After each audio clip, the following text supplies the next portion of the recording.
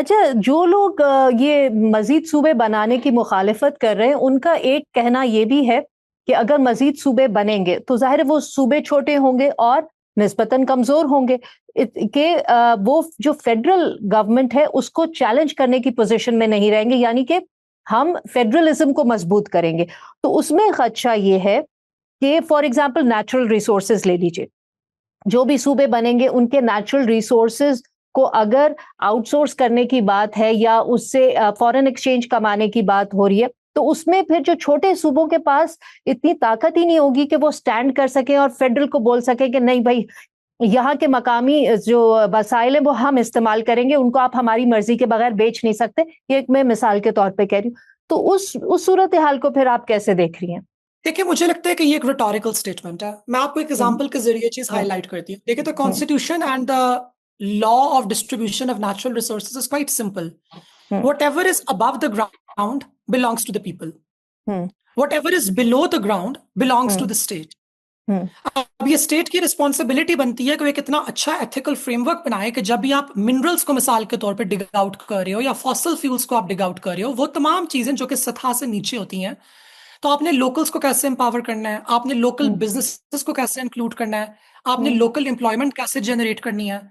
And bye and large हमें ये होता हुआ नजर आया पाकिस्तान के अंदर, हम्म, unless के locals refuse to do the labor on those hmm, mines, in which hmm, case आपको दूर किसी इलाके से लेबरर्स को लाना पड़ता है ताकि वो माइंस के ऊपर काम कर सकें।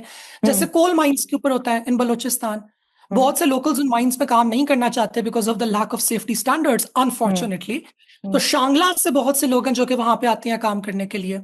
जब डैम्स की कंस्ट्रक्शन होती है किसी भी इलाके में, गाजी बरोथा के मकाम पे हुई, अभी रिसेंटली नीलम वैली का पूरा प्रोजेक्ट हुआ है, हम्म, कोहिस्तान के हम्म, इलाके में दासूर चिलास के अंदर हुआ है, वहां पे लोकल्स को एम्प्लॉय किया गया। तो ये जो पूरा आर्ग्यूमेंट है कि सूबे जो है वो स्ट्रांग इनफ नहीं रहते हैं मिनरल रिसोर्सेज को नेगोशिएट करने के लिए। इस वक्त आपके मिनरल रिसोर्सेज सबसे ज्यादा मौजूद है खैबर पख्तूनख्वा और बलोचिस्तान के अंदर। खैबर पख्तूनख्वा ने भी मिनरल्स एंड माइंस एक्ट पास किया, हम्म, पाकिस्तान तहरीक इंसाफ की इनकलाबी हुकूमत ने, जो कि हम्म, 2024 के अंदर इलेक्शन जीत के आई है। और हाँ, बलूचिस्तान के अंदर भी minerals and mines act approve हुआ। ये दोनों एक्ट्स प्रोविंशियल असेंबलीज ने किए। उन्होंने एक लेजिस्लेटिव फ्रेमवर्क भी रखा सामने कि कैसे हम लोकल्स को अपॉर्चुनिटीज देंगे कि वो आए आके वो इन बिजनेसेस के अंदर पार्टिसिपेट करें। मेरा क्रिटिसिज्म है उन लॉज के ऊपर।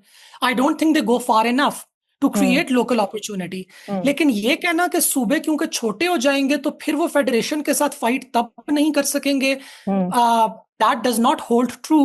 बिकॉज अभी जब सूबे बड़े हैं तो अभी भी तो उन्होंने मिनरल्स एंड माइंस एक्ट पास किया है। तो अगर आर्ग्यूमेंट ये है कि अब वो वाला काम हो जाएगा, तो वो वाला काम तो अब भी हो गया। सो अच्छा, दिस अब डजंट जैसे ऐड अप।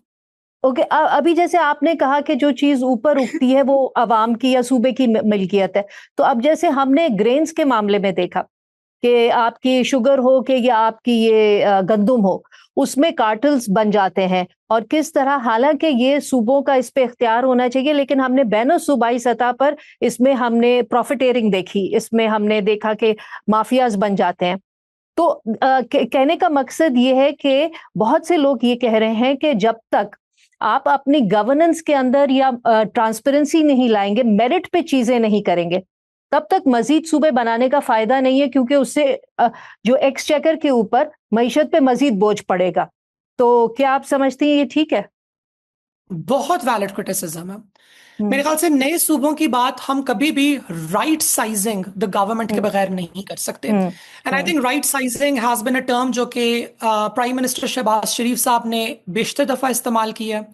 हम्म, हम गवर्नमेंट के अपने एक्सपेंसेस के, स्टेट का जो अपना ब्लोट है, हम उसको कम हम्म, करने की बात बहुत जमाने से कर रहे हैं कि आपको इतनी हम्म, ज्यादा मोटरकेट गाड़ियों की जरूरत नहीं है, हम्म, आपको फजूल की मराहत की जरूरत नहीं है। इनफैक्ट हम तो स्टेट की जानिब से दी जाने वाली elected representatives as well as bureaucrats को दी जाने वाली मराहत को एलीट कैप्चर का हिस्सा समझते हैं। We believe that everybody needs to be paid well the way Singapore does it. Hmm, everybody is paid really well in the government, लेकिन in hmm, addition to that फिर आपको कोई मराहत नहीं मिल रही होती। हम्म, अनफॉर्चुनेटली पाकिस्तान में ये सीन नहीं है। So hmm, before answering your question I want to take us all back to the colonial era. Hmm, Pakistan का जो कॉलोनियल हिस्ट्री है, उसी ने पाकिस्तान की करंट गवर्नेंस स्ट्रक्चर को अक्सर दहाइयों के अंदर शेप दिया है।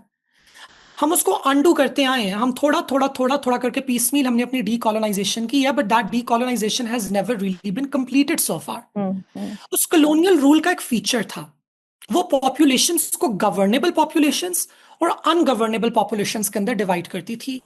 Populations that were educated, literate, were not taking up arms, were participating in the political process, और वो political process के अंदर शामिल हो के अपने अपने अपने हालात को बेहतर करना चाह रही थी, उनको गवर्नेबल कहा जाता था और बाकी पॉपुलेशंस को अनगवर्नेबल कहा जाता था।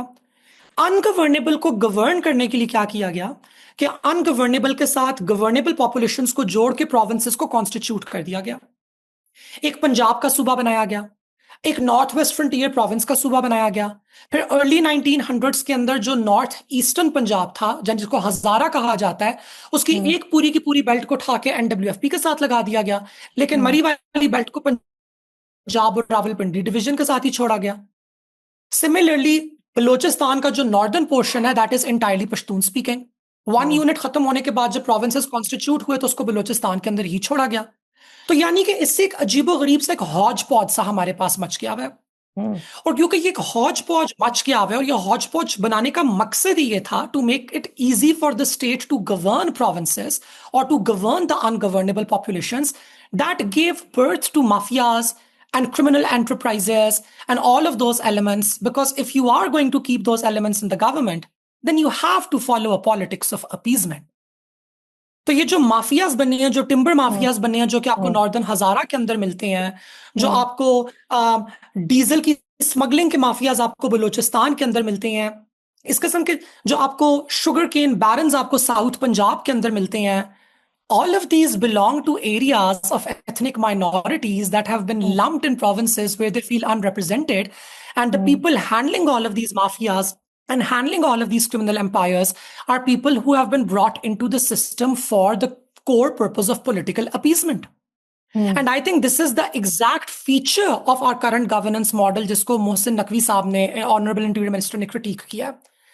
So to get rid of this, to get rid of these mafias, if we go towards smaller provinces जो कि इन्हीं geographical units के अंदर based हैं, वहां पे मेरे ख्याल से फिर उनको accountable ठहराना through a democratic process as well as through a judicial accountable process or a bureaucratic accountability process, I think all three processes become much more simpler and easier.